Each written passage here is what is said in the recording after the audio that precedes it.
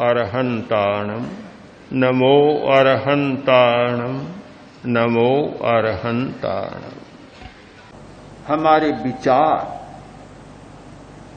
समाज के विचार यदि हम निरीक्षण करें तो 100 में 80% विचार परिग्रह के साथ जुड़े हुए हैं। शायद ज्यादा भी हो सकता है, पर मैं 20 को छोड़ देता हूं। इतने विचार परिग्रह के भाव से जुड़े हुए, ममत्व से जुड़े हुए। उस स्थिति में हम कैसे विचारों को रोकें और कैसे दुख के चक्र को तोड़ें। दुख का चक्र छिन्न नहीं हो सकता। कोई भूल से अभिमन्यु घुस जाए तो वापस निकल नहीं सकता। इस चक्रव्यूह को तोड़ा नहीं जा सकता। मूल बात को हमें पकड़ना है। इस बात को पकड़े कि पात्र में छिद्र ही छिद्र है तो पानी डाला नहीं जा सकता, रुक नहीं सकता। भोजन, दूध भी उसमें डाला नहीं जा सकता। सन्यासी के पास एक व्यक्ति आया, बड़ा सेठ था, धन का गर्व था, पर साथ में दुखी भी था। आकर बोला कि सन्यासी, मुझे कोई ऐसा मंत्र बताओ, गुर बताओ, जिससे मेरा दुख समाप्त हो जाए। सन्यासी ने कहा, अभी नहीं, पहले मुझे भोजन कराओ और फिर मैं तुम्हें मंत्र बताऊं। बड़ा अजीब लगा सेठ को। यह भी कोई शर्त होती है, पर शर्त रख दी कि पहले भोजन कराओ और फिर मंत्र। निमंत्रित कर दिया। सन्यासी पहुंचा, पर भोजन में भी शर्त है कि मुझे दूध पिलाना हो। अच्छी बात है, कोई चिंता की बात नहीं, बहुत सारी गौएं घर में बंधी हैं, दूध पिला दूंगा। सन्यासी पहुंचा। सेठ ने बहुत बड़ा सा बर्तन दूध का सामने रखा कि महाराज दूध तैयार है, आप लें। सन्यासी ने कहा, मैं तुम्हारे पात्र में नहीं लूंगा, सन्यासी हूं, मैं अपने ही बर्तन में दूध पीऊंगा। झोले में हाथ डाला और बर्तन निकाला। बर्तन निकाला तो सैकड़ों छेद ही छेद, छिद्र ही छिद्र। लाओ दूध डालो। सेठ बोला, महाराज ये साधु लोग बड़े भोले होते, सन्यासी लोग भी बड़े भोले होते, इतनी समझ नहीं कि इस बर्तन में दूध डालूंगा तो आप पिएंगे या भूमि पिएगी, जमीन पिएगी, कौन पिएगा? दूध तो इसमें टिकेगा ही नहीं, टिकेगा नहीं। कोई दूसरा बर्तन ले जिसमें छिद्र न हो।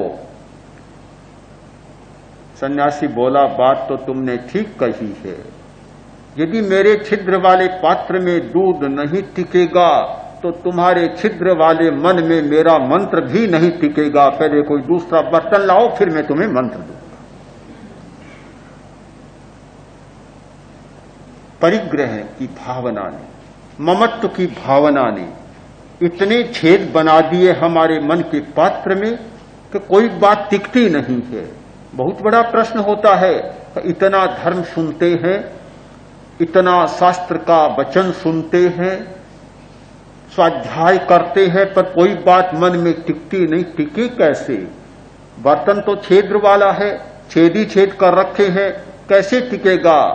चलनी में पानी डाला और पानी नीचे चला जाएगा, दूध डाला दूध नीचे चला जाएगा। पहले निश्चिद्र बनाने की जरूरत है, और वह निश्चिद्रता आएगी भाव शुद्धि के द्वारा। भाव शुद्धि के लिए कायोत्सर्ग का प्रयोग बहुत मूल्यवान प्रयोग।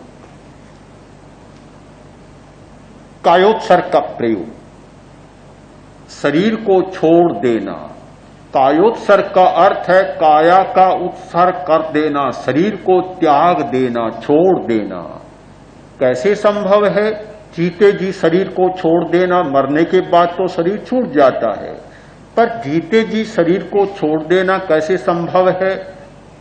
यही है अनासक्त योग, यही है निष्काम कर्म। जीते जी छोड़ देना, यानी शरीर का होना और शरीर को छोड़ देना।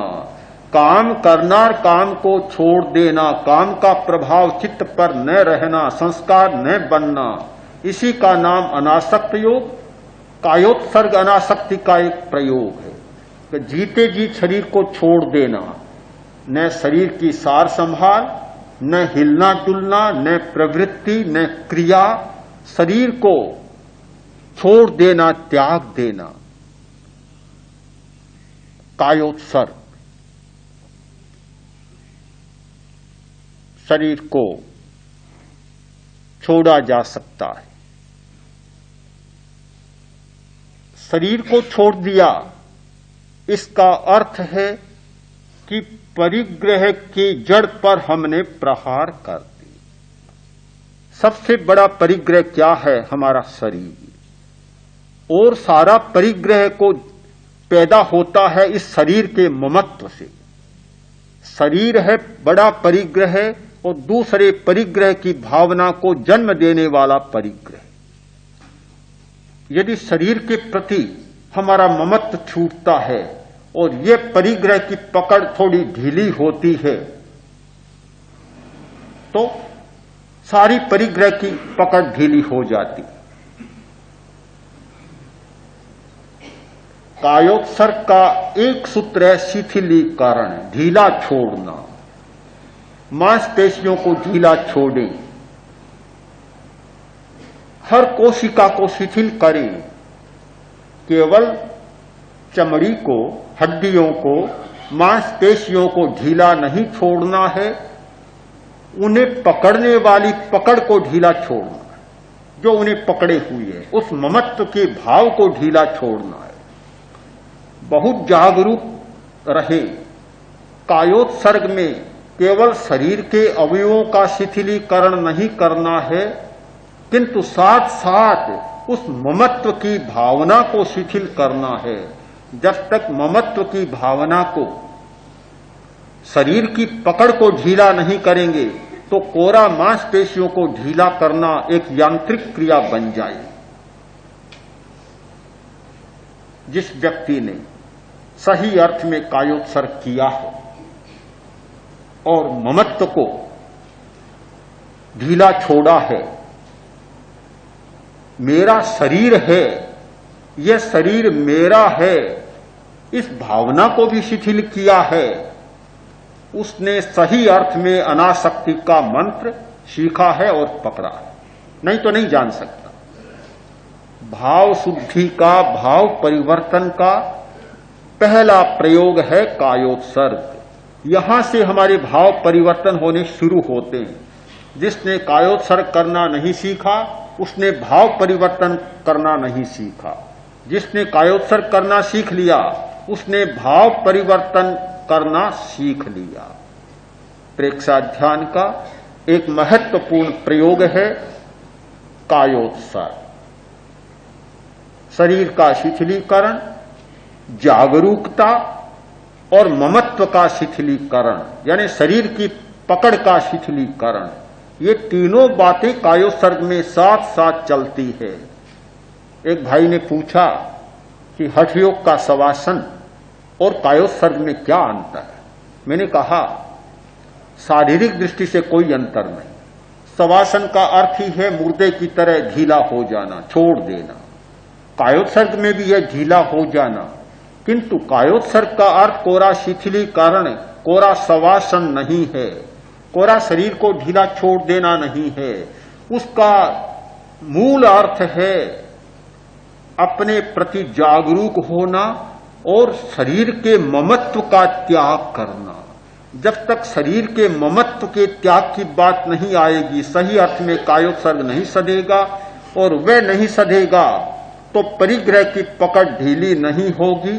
और जब तक परिग्रह की पकड़ ढीली नहीं होगी तब तक भाव परिवर्तन का प्रारंभ नहीं होगा। और जब तक भाव परिवर्तन नहीं होगा दुख से हमारा छुटकारा नहीं होगा। यदि आप दुख को कम करना चाहते हैं तो भाव परिवर्तन करना होगा। भाव परिवर्तन करना चाहते हैं तो परिग्रह की मूल भावना को, जड़ को पकड़ना होगा, उस पर प्रहार करना होगा। और उसकी पकड़ के लिए कायोत्सर्ग का अभ्यास करना होगा। प्रेक्षा ध्यान का अभ्यास करने वाले, शिविर में रहने वाले इस बात को बहुत गहराई से अनुभव करें कि उन्हें कायोत्सर्ग को साधना है।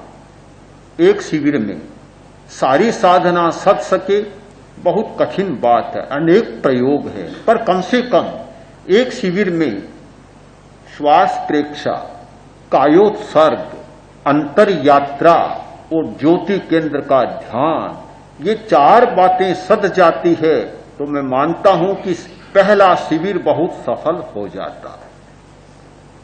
ये ध्यान का प्रयोग केवल मानसिक तनाव मिटाने का प्रयोग है, मैं नहीं मानता, बहुत छोटी बात हो जाती है। ध्यान का प्रयोग वास्तव में भाव परिवर्तन के लिए है, दुख की जड़ पर प्रहार करने के लिए है।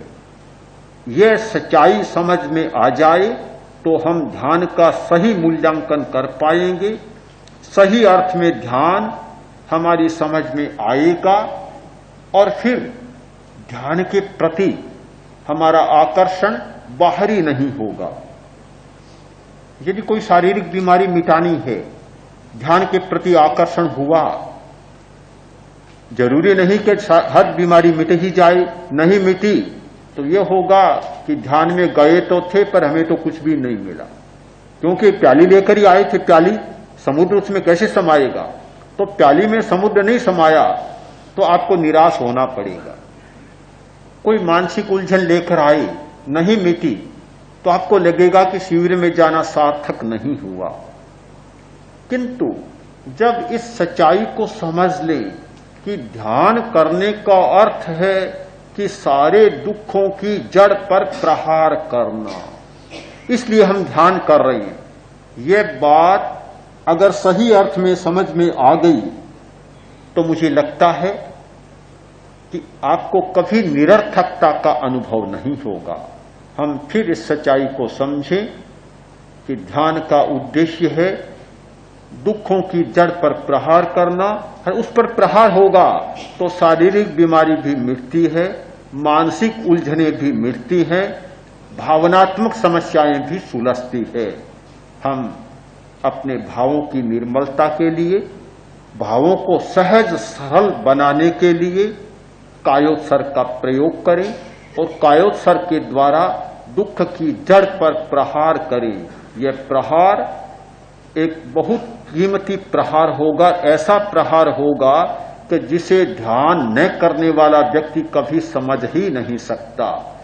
ध्यान करने वाले और न करने वाले का अंतर भी हम समझ लें कि ध्यान न करने वाला दुखों को मिटाना चाहता है किंतु दुख की जड़ पर प्रहार करना नहीं जानता। ध्यान करने वाला भी दुखों को मिटाना चाहता है किंतु उससे ज्यादा वह इस बात पर ध्यान केंद्रित करता है कि दुख की जड़ क्या है और वहां कैसे प्रहार किया जाए। ये 2 बातें समझ में आ जाए तो मैं समझता हूं कि फिर दुनिया में दुख भी हमारे लिए दुख नहीं होगा, एक नई सृष्टि का निर्माण होगा और उस नई सृष्टि के निर्माण के लिए मैं प्रेक्षा ध्यान को एक मूल्यवान प्रयोग मानता हूं।